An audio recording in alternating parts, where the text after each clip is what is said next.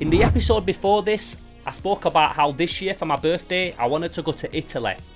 And how my love of crazy Italian movies took us on a mad little journey through Rome and to an awesome little shop called Profondo Rosso. I also said how normally my entire holiday revolves around me vintage toy hunting. And although that wasn't the main focus of this holiday, it was definitely no exception.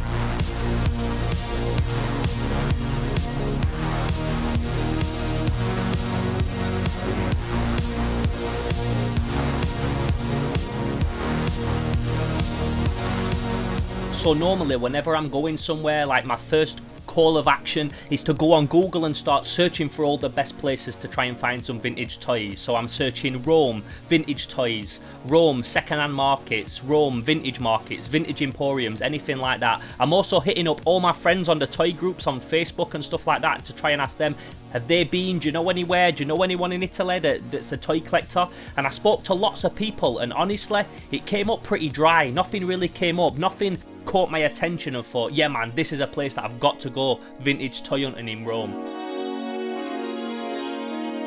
There was definitely like vintage markets, there was a gypsy market and stuff like that might have turned up some cool stuff, but I wasn't necessarily going to be there on the day that these markets take place. So I'm searching Rome and nothing's really coming up, so I think, okay, let's look a bit further outside Rome. And then I find this place called the Florence Toy Museum.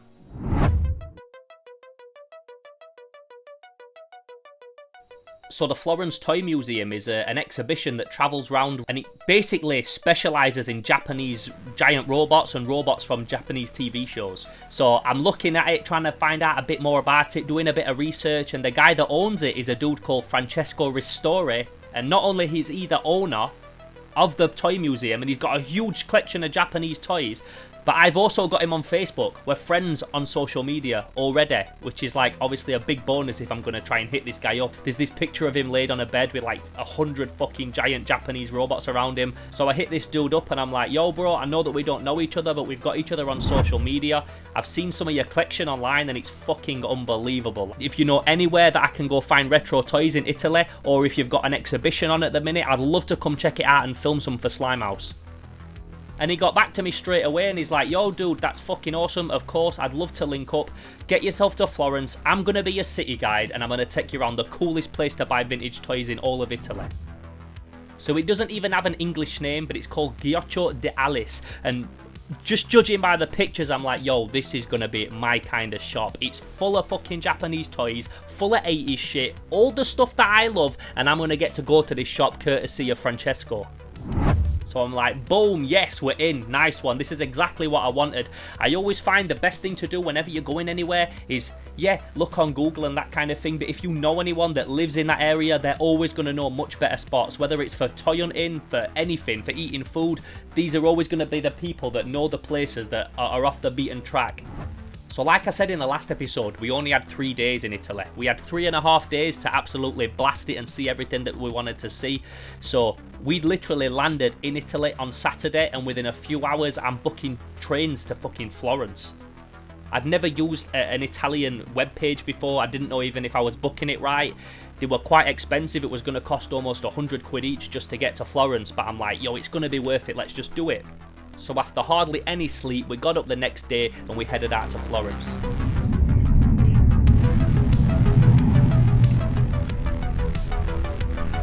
Florence is a couple of hours ride from Italy if you get an express train. I think it took about 2 and a bit hours to get there.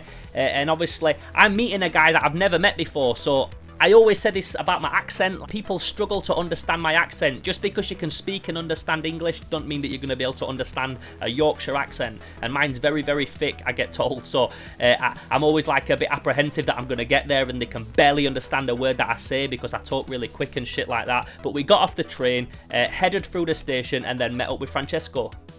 And we just hit it off instantly. Within a few minutes, we're making daft noises, we're talking about toys, we're talking about movies, and he's just a fucking awesome dude. He says, let's go all around all the best places in Florence first. I'll take you around all like the touristy areas, see all the cool landmarks, get lots of B-roll for your episode that you want to film, and then I'm going to take you to an awesome toy shop.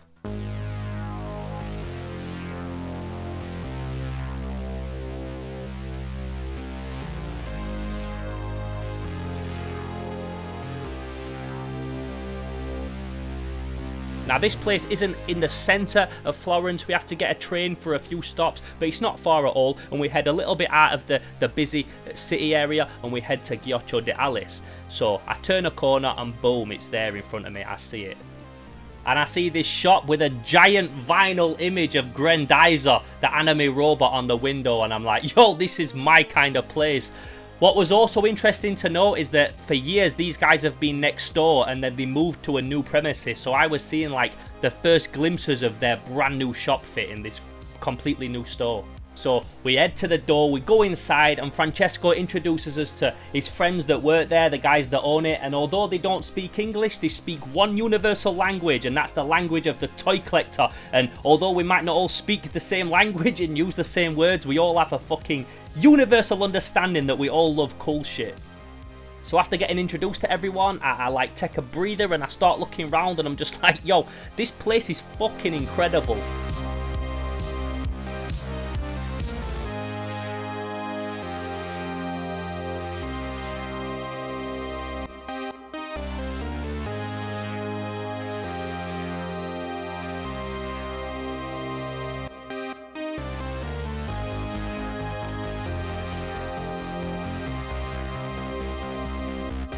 So one of the first things that I'm drawn towards hypnotically, and like I'm staring at it and I walk towards it, and they've got Megator from Masters of the Universe. This is like a super rare Italian exclusive giant that was made in scale with the 5.5 figures, and it's so rare, I've never seen one in real life.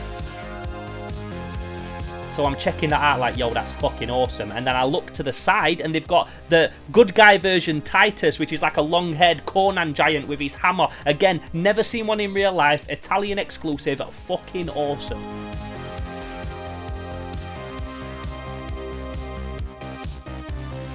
And the more I look around the shop, the more cool shit that I'm seeing, and they've literally got everything. New to old, Japanese, Italian, British, everything. They've got the sickest selection of stuff. And then I make my way around the corner and I find the place that I've been looking for, the Japanese cabinets.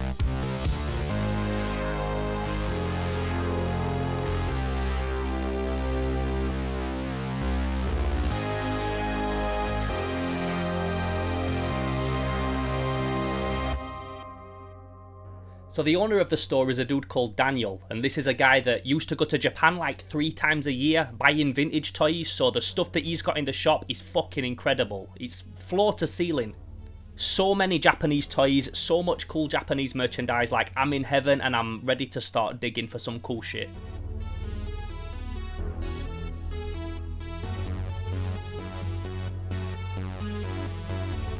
Now I've said before, whenever I go to a shop like this, like your brain's working in overdrive, because not only am I trying to film everything for Slimehouse TV, I'm also having to actually like look on the shelves and behind them and in every little nook and cranny and on top of the shelf, underneath the shelf, everywhere. I don't want to miss anything. I don't want to miss a trick, and I don't want to miss a potential buy.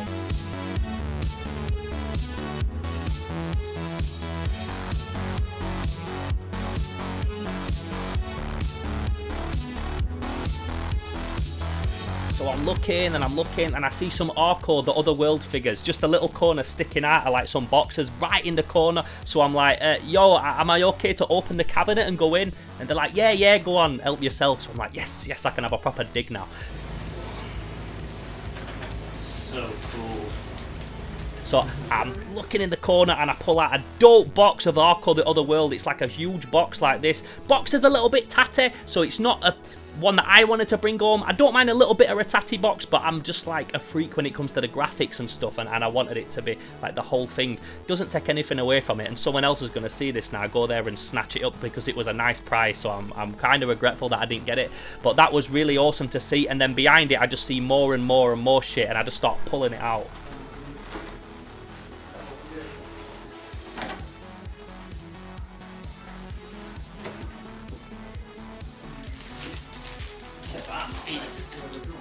Japanese robot after Japanese robot, they all coming out. I find a dope set of the 4 main like Universal Monster takes on Ghostbusters figures. They're fucking awesome, and they're Italian as well. They've got the Italian writing on. Some people don't like it when the toys have non-English titles, but I fucking love that shit. I want toys from all over the world. I want my house to be like a crazy toy museum of the crazy finds from all over the world, so I don't mind that shit. I like it. Again, a really nice price, but not the thing that I'm looking for today. So I keep looking around, and then when I look above, I notice that this guy, Daniele, has actually customized his own Shogun Warriors figures. So he's got like a fucking mad array of all these huge Shogun Warriors figures that he's repainted himself. It takes a guy to own a lot of Shogun Warriors figures because they're very expensive toys, but then it also takes someone that's like next level to have so many that he can start customizing them and painting them his own way.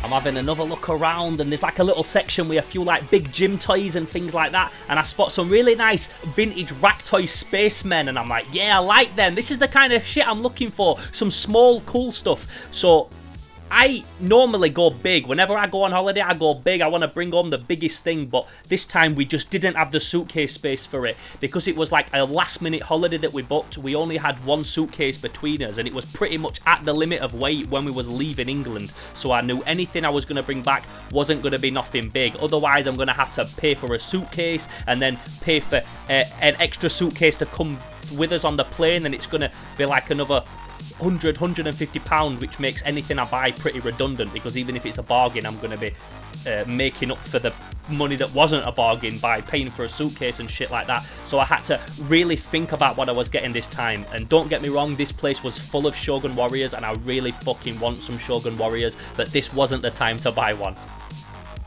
Now, me being me, I'm a nosy bastard, and like I look in every little direction at a potential buy or what I can find, and I see that these guys have got a back room, and I'm like, yo, what's up with the back room? Is that where the treasure is? You got the treasure in the back room? And they're like, oh, you want to look in the back? And I goes, is that all right? Can I? And he's like, yeah, go on, look in the back. So me and Francesco get to go in the back. This is where you find treasure, in the back room of these places. Like, a toy shop that's this vast has definitely got some cool shit in the back.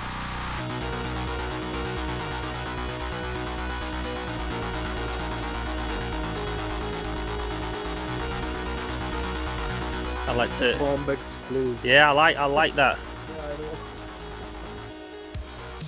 And I was very right to ask to go in the back, because as soon as I got in there, I'm just like, boy, this is a fucking Aladdin's cave. Like, allow what I saw in the front, that was fucking awesome, but in the back, this is where the good shit is.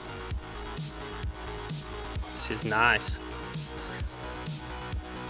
Multi-bot.